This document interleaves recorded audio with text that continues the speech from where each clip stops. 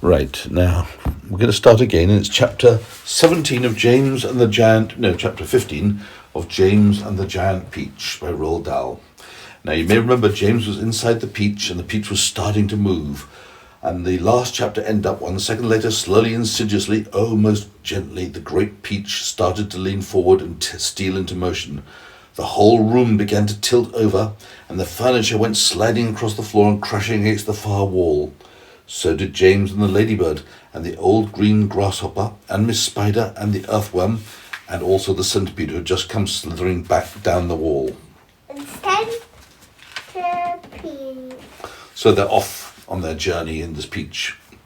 So chapter 15. What was the journey? A journey is like a voyage when you travel from somewhere, from here to there. What's a journey? A journey, it's like if you go on the train, Journey? that's a journey. If you go in the car to the shops, that's a journey.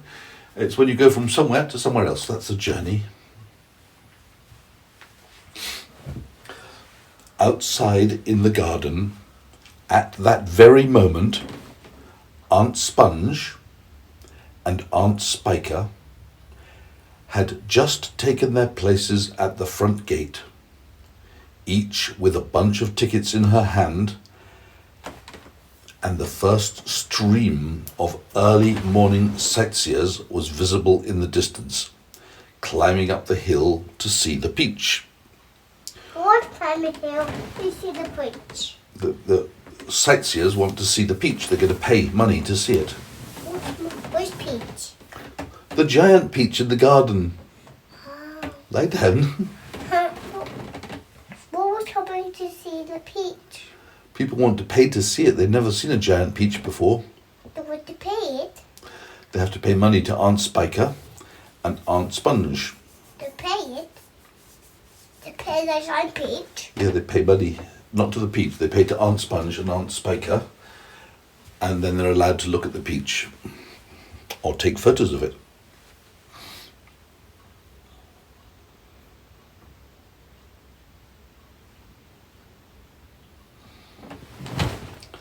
Outside in the garden, at that very moment, Aunt Sponge and Aunt Spiker had taken their places at the front gate, each with a bunch of tickets in her hand, and the first stream of early morning sightseers was visible in the distance, climbing up the hill to view the peach.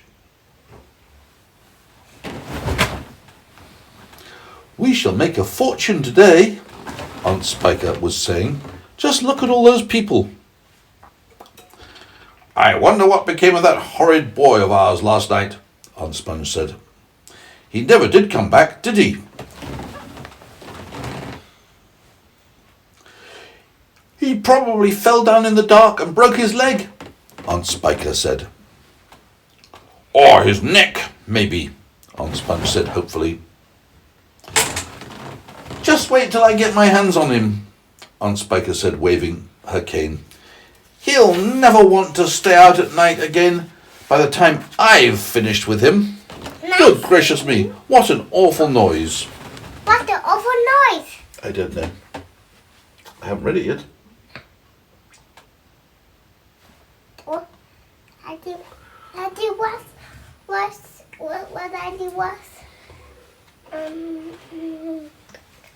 Shall I read on? what was Find out what the noise is. what his So she said, "Good gracious me." Daddy what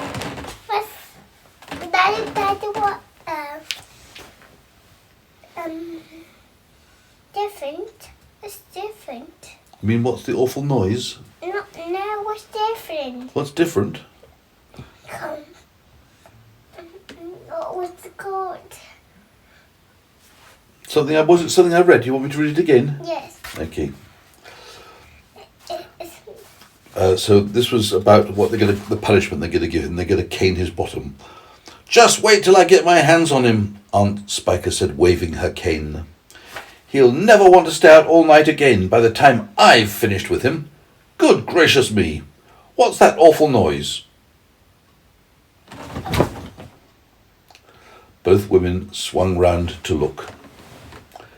The noise, of course, had been caused by the giant peach crashing through the fence that surrounded it And now, gathering speed every second, it came rolling across the garden towards the place where Aunt Sponge and Aunt Spiker were standing.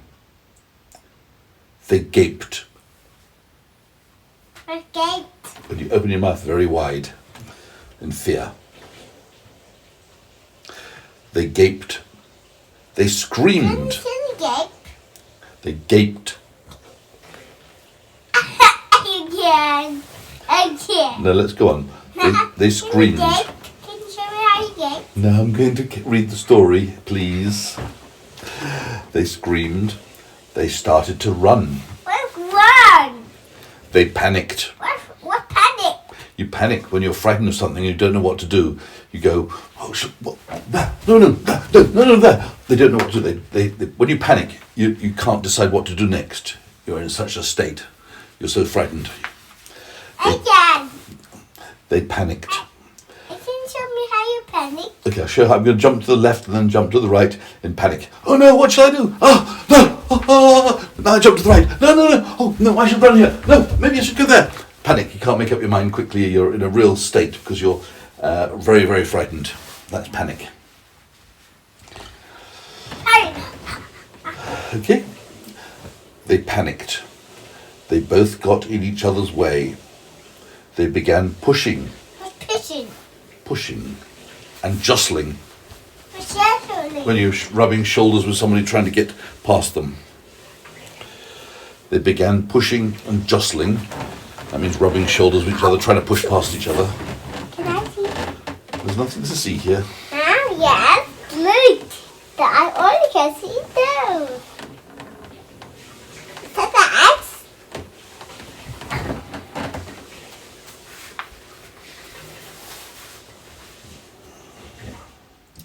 They began pushing and jostling. What's that showing?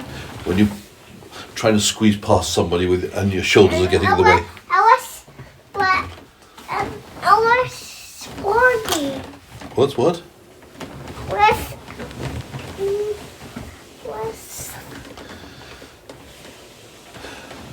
They began pushing and jostling, and each of them was thinking only about saving herself.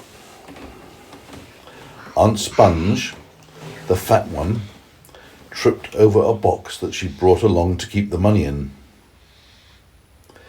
and fell flat on her face. What's Alice? Aunt Spiker immediately tripped over Aunt Sponge. Trip. When you trip, like if you fall over a stick which is in your way, running, and you go, and you fall flat on your face. Yes. So if something's in the way, you trip over it with your legs. Like that? Like that, yes, exactly.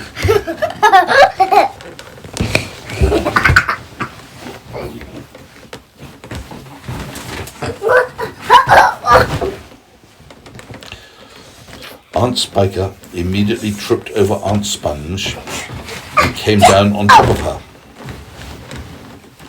They both lay on the ground, fighting and clawing and yelling and struggling frantically to get up again.